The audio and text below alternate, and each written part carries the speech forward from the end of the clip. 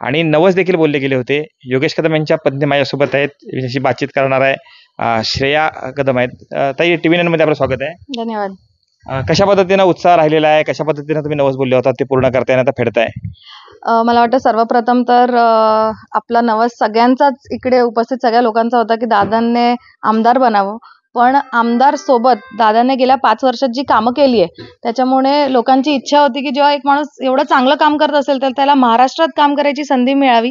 म्हणून आपण दादांसाठी एक असा नवस होता की दादांनी मंत्रिपद भेटावं आणि आज तो दिवस पूर्ण झालेला आहे आणि म्हणून आता आम्ही नवस फेडायला आलो आहोत. आणि मला वाटतं कोकणात म्हणजे दापोलीत 49 वर्षांनंतर मंत्रिपद आलेलं आहे. म्हणून आज दापोलीच्या मतदारांमध्ये खूप जास्त जल्लोष आहे. दादांवरती मतदारांची एवढी श्रद्धा होती की एका हॉटेल मालकांनी शब्द दिला होता, एक शपथ घेतली होती. ती कशी होती? त्यांची कशी भक्तिभाव याच्या पाठीमागे होता? पाहिलात तुम्ही, तो अनुभवलाय?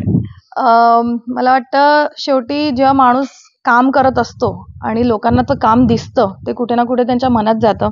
जसं तुम्ही बोललात, आपले हॉटेल मालक जे होते त्यांनी असा नवस सांगितलेला की जोपर्यंत दादा आमदार बनत नाही ते चप्पल घालणार नाही. आणि त्यांनी मला वाटतं चप्पल घातलं नाही, त्याच्यासोबत त्याने असा सुद्धा नवस केलेला की ते जेवण जेवणार नाही, म्हणजे ते फळं खाऊन राहत होते.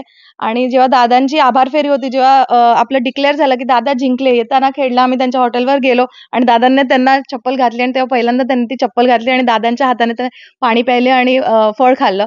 तर मला वाटतं शेवटी लोकांचं प्रेम आहे, लोकांचा आशीर्वाद आहे.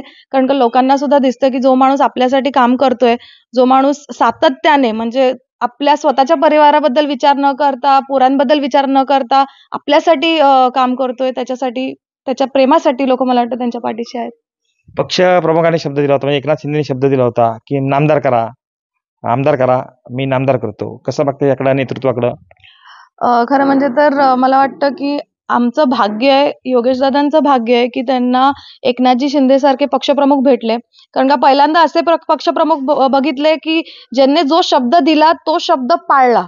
म्हणजे त्यांनी भर सभेत सांगितलेलं दापोलीच्या मतदारांना, तुम्ही फक्त योगेशला आमदार करा. चांगल्या लीडने आपण 24,000च्या लीडने योगेशदादांना जिंकून दिलं आणि त्याच्या लगेच नंतर आता अधिवेशनात तुम्ही बघितलं मंत्रिपद दिलं 15 तारखेला आणि मला वाटतं योगेशदादांना त्यांना राज्यमंत्रीपद दिलेलं आहे. म्हणून शब्द पाळणारे पक्षप्रमुख हे एकनाथजी शिंदे आहेत आणि त्याच्याबद्दल मी त्यांचे खूप आभार मानते आणि अभिनंदन करते. कशा पद्धतीनं कार्यकर्त्याचा मोह झालाय? दादा कधी इथं दाखल होतील?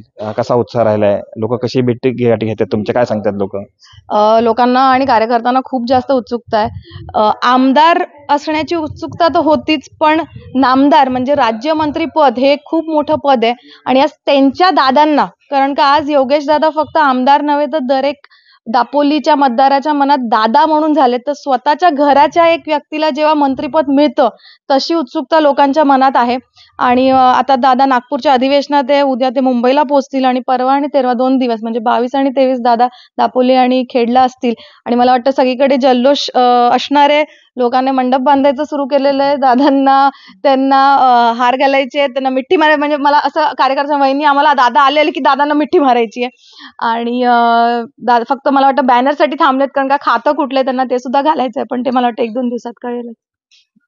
आपण पत्नी म्हणून पायाला चाकं लावल्यावर फिरत होता. भाई देखील म्हणत होते की सून पायाला चाकं लावून फिरते मोहल्ल्यांमधून. तो कसा रिस्पॉन्स मिळाला आणि आता मोहल्ल्यामधून कसा रिस्पॉन्स मिळतोय? काय भावना आहे त्या सगळ्या मतदारांची? मला वाटतं हो, जास्त करून मी मोहल्ल्यात जास्त लक्ष दिलेलं. कारण का कसं असतं की मुस्लिम समाजाच्या महिला जास्त बाहेर पडत नाही. म्हणून गरजेचं होतं की कोणतरी त्यांच्यापर्यंत पोहोचून त्यांच्या अडी-अडचणी जाणून घ्यायचं गरजेचं होतं, जे मी केलेलं आहे. आणि जर तुम्ही रिझल्ट बघाल तर मोहल्ल्यात सुद्धा बराच परिवर्तन हा आपल्याला दिसतोय. म्हणजे जे खासदारकीच्या वेळी मतदान झालेलं आणि दादांच्या वेळी मतदान झालंय त्याच्यात महिलांचं मतदान हे मोहल्ल्यातून सुद्धा जास्त झालेलं आहे. म्हणजे महिलांपर्यंत दादांचं काम पोचलंय आणि त्यांनी दादांना मतदान देऊन त्यांचा विश्वास हा दादांवरती दाखवलेला आहे.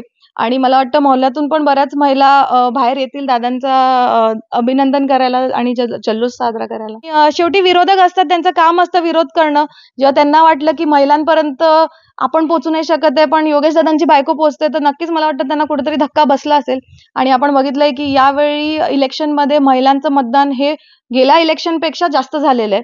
तर नक्कीच मला वाटतं दादांना जिंकून आणण्यात महिलांचा सिंहाचा वाटा होता.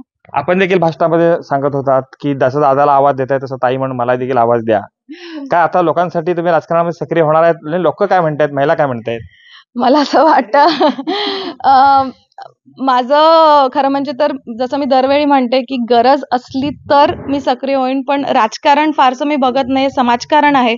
जिकडे जिकडे महिलांना, आणि आता दादा राज्यमंत्री झाल्यानंतर फक्त दापोली नव्हे तर कोकणात आणि महाराष्ट्रात जिकडे पण महिलांना गरज पडेल तिकडे श्रेया कदम दादांची पत्नी म्हणून किंवा एक कार्यकर्ता म्हणून तिकडे उपस्थित राहील आणि ज्यांच्या जे काही अडीअडचणी असतील ते सोडून घेणं ही माझी जबाबदारी आणि ती पूर्णपणे पार पाडेल. आणि कार्यकर्त्यांनी तयारी कशी केली?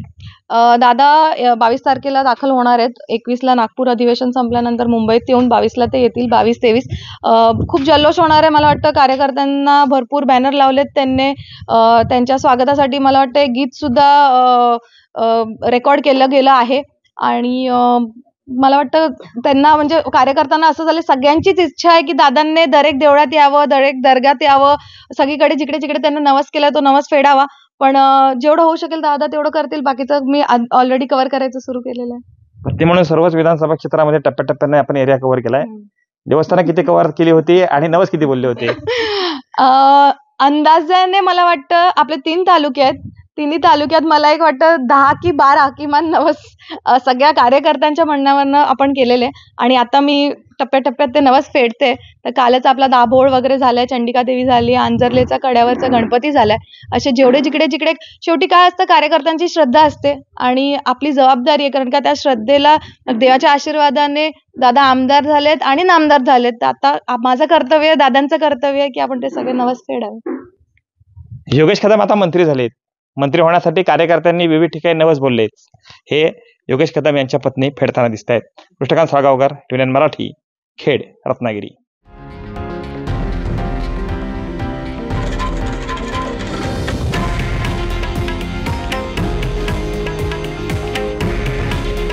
हे आहे देशातील नंबर 1 न्यूज नेटवर्क आणि आपण पाहत आहात TV9 मराठी. काळजी तुमची, हित महाराष्ट्राचं.